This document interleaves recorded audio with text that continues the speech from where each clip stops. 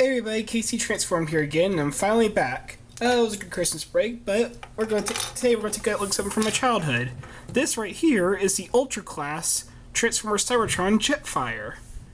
Now, Jetfire was in all three parts of the Unicron trilogy, just like Hotshot. And, well, if I can remember correctly in the show, he was in the first two shows, Cybertron and Energon, he was kind of more, kiddish and joking and sarcastic, kinda. But in Cybertron, it was kind of more like a veteran kind of way, because he was a lot more cautious, and he acted, more like almost like a leader. He acted like Optimus Prime's second command, which is what he was, kinda. But he has a really cool character. The only thing that was strange about him, he had an Australian accent, which makes sense because he had been on some other planet for a while. But it was more like an American faking an Australian accent, which that's probably what it was for the actor, at least. Anyway, let's take a look at the figure here. As an Ultra Class, it's kind of similar to a Voyager. Let's go ahead and get size comparison out of the way. Here he is next to Cybertron Hotshot, and as big as Hotshot is, you can see Jetfire's much larger. Jetfire's gigantic next to Hotshot. And they're not even scale right. If he was actually in scale, he'd be huge next to Hotshot, but he's still pretty dang big.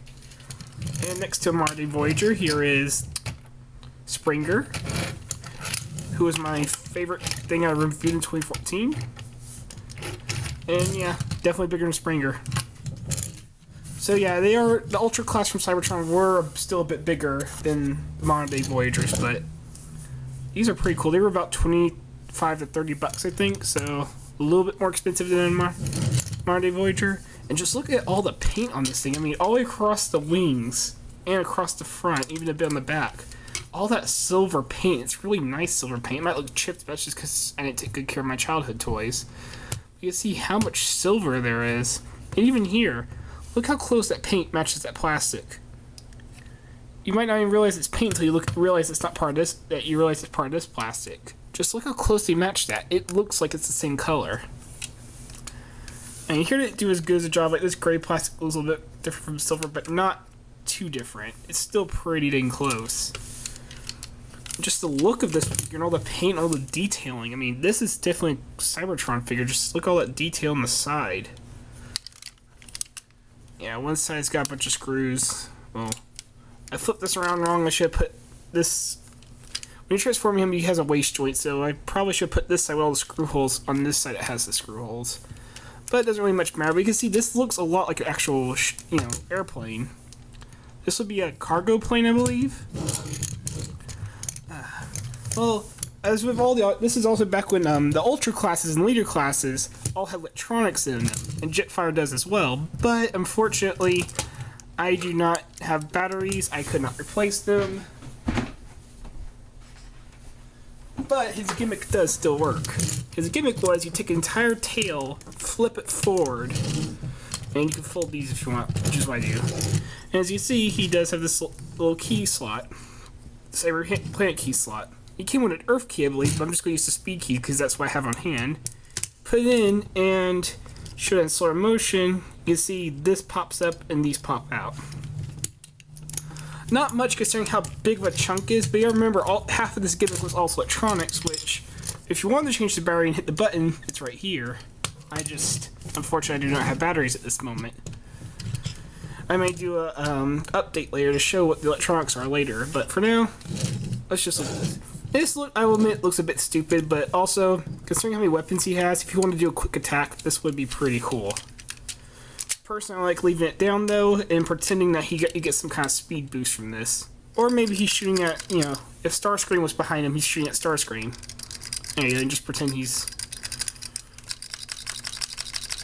shooting away at Starscream. But yeah, this is why I like the Cybertron Ultra Classes. They're just so cool. I mean, look, this is actually after being through my childhood. You can see, yeah, a lot of the paint's chipped, but not too badly. This was some really good paint they used, whatever it was. It just still looks so good. I mean, I could just do a couple of touch-ups and look great again. And of course, it can roll. He also has two accessories. These. Unfortunately, I've lost the missiles. They're probably in my closet somewhere. but it just pegged on under next to his turbine things on his wings. Oh yeah, the wings are also movable if you want to count that as articulation. I really don't consider a plane should have articulation, but it's for transformation. But yeah, overall, really cool vehicle. I love this. Is probably one of my favorite airplane modes for any Transformer ever. It's just such a cool looking one. So let's get him in the robot mode.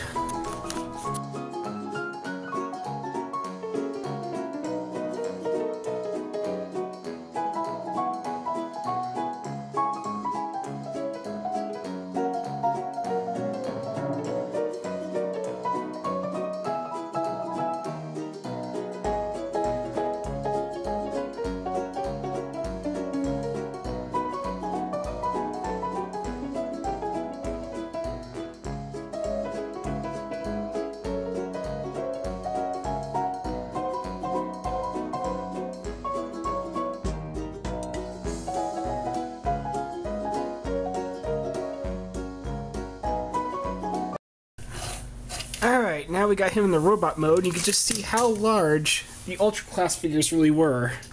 I mean, this guy's towering. I mean, here's Deluxe Class Hotshot from the same series. Towers over him. And here is Voyager Springer from the current Generations line. And yeah, oh, he falls over sometimes. Don't have the heel quite right, but look at that. He still towers over Springer. But ironically, he's actually about the same size as... No, he's still taller than Hotshot, but... Oh. It's not about those figures today, it's about this guy. And just... You couldn't hear any of it during transformation, but if you did...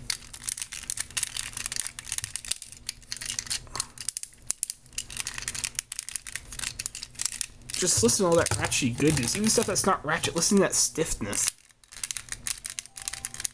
Ah, it's good old-fashioned stiff Transformer joints. I mean, that all just sounds great. The thing that's not really great, and probably my one complaint with him is, well... Yeah, he has a lot in the trunk. He has quite the butt. Not even the butt, just a lot of kibble. I mean, a lot of this just isn't really utilized all that well. As you can see, it kind of looks like a plane kind of crashed and crumpled. It doesn't look good, but you really don't see it unless you look under his arm, because even if you have his arm down, you don't see it as much. Plus, looking at it from the front, he looks great. So that's my one complaint with him, but the rest of him's great. I mean, here's his weapons that he can hold in his hands. Keeps falling over because they don't have a lot of room on here. There. Now his heel should be stabilized. Probably just a little loose from years. I mean, this toy is pretty old now. And of course, his gimmick still works. It's still the same gimmick. Still got electronics that aren't working right now, but... Sure, I can show you those someday, but yep, guns extended. You can have them just lean forward and bam. That's where I actually like the gimmick, is it being on his back, he can just lean down and just completely destroy whatever's in front of him, or he could be aiming upward. He also has these little rockets on the side of his stomach. That's another thing, he has a lot of auto transformations, I'm sure you saw. When you click, you see these pull this off, these collapse in. But when you click this onto here, it hits a button and causes this to pop out. His hands also have an auto transformation when, at the elbow, when he's bent to the elbow, you can push his hand in. But as you unbend the elbow, his hands slowly push out about halfway. Then you can pull just enough to where you can pull them out. Really cool little gimmick, really well utilized. Kinda wish they fully came out, but I can understand why they, maybe they weren't able to do that. Plus, it pushes it out just enough that you can grab and pull them out anyway, so... I also like the wings being like shoulder blades. Those look really cool, especially when you can position both them and the joints here. So he has two different like sideways joints where you can put them in almost any pose you want. They also lock in right here, which is kind of in this straight arm pose, like this. Which also looks really good, but it takes up a bit of shelf space. But it does have a really cool look to it. And let's get a look at the head sculpt. Really nice head sculpt. He's so tall I can stare at the camera. Jeez. Just stare into your soul. As you can see, there's a little bit of white chip on it, but just look how much paint they put into that head, though. I mean, we got white, silver, and yellow paint. Ah, that just looks so good. I miss the days Hasbro used to not cheap out so much on their figures. He just gets this really good, bulky look. This is everything I loved about Cybertron. He is literally everything that's great about the Cybertron series. We should probably go over articulation, shouldn't we? Which is quite a bit. I mean, you know. Let's see. Head is on a ball joint. At neck, at least. Doesn't look up and down very much, but just enough you get a couple. You have him, you know, kind of looking down at Hotshot, or maybe glaring down at Starscream if I have him over here. He's got a lot of joints in the arm. For his like up and down motion, you have to move the whole wing, which sucks a little bit, but this kind of pose looks kind of good. It looks like it's a wing pack now instead of shoulder blades, so you could actually change how the wings look, which is kind of a cool thing they went for. Of course, there's this joint here. No swivel joint there, but you do have another side. You do another side-to-side joint. You do have a swivel above the elbow. Really stiff, ratchet elbow. And, oh, yeah, that can happen. These are not the strongest pegs anymore, especially on this wing. Your wing actually holds a lot better.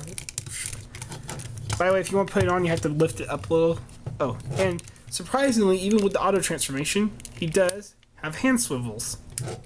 They're really stiff, and they can be kind of tricky, especially if you don't get the hand fully out. But you do get swivels. I mean, considering a $40 liter, those $40 liter Jetfire today can't get hand swivels. Yet the Ultra class from 2005, 2006 could.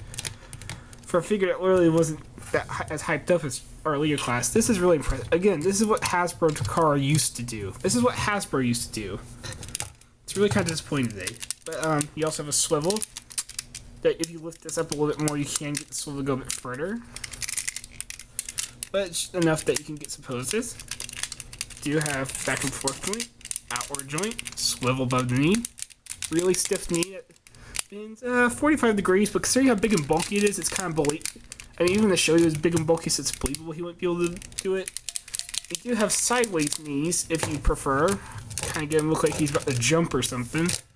Still good for poses. And you do have a bit of ankle and heel. And since both of them kind of work, you could get him, say, doing a tippy toe. Tippy toe, tippy toe, tippy toe, tippy toe. Shh, nobody can hear me. Yeah, it's kind of amusing to think of a big guy like Jetfire trying to be quiet. It actually might have been seen like that in the show, so you probably could pull that off. I prefer having the heels slightly up like that, just so he stands a little bit more solidly. But yeah, overall, this is a really great figure. Also, if you want to, you can still display cannons on the edge of his wings. Which isn't a bad look. I still wish I had the missiles, but most of the time I actually prefer how Transformers look without the missiles anyway. The guns actually look usually more like guns. But yeah, there's Jetfire. This is how I usually display on my shelf, and he's really cool. And of course, he's still got... That's the cool thing. As a kid, I always pretend he was shooting like crazy. I really love this figure. I have a lot of love, a lot of nostalgia. Even if I didn't have nostalgia, I would still love this figure.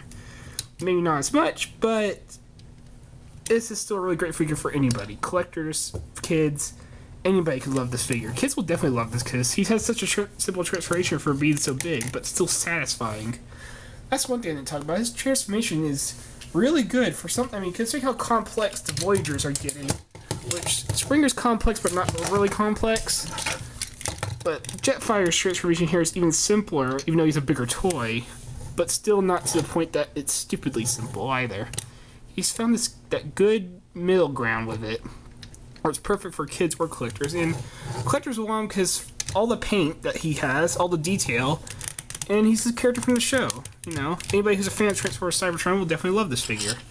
I think anybody who's a Transformers fan will love this figure. I'm sure my kids in the future will love this figure, if I ever have kids. Anyway, this has been the review for Ultra Class Cybertron Jetfire. I'm Casey Transformed, and I'll see you guys next time. Hope you enjoy.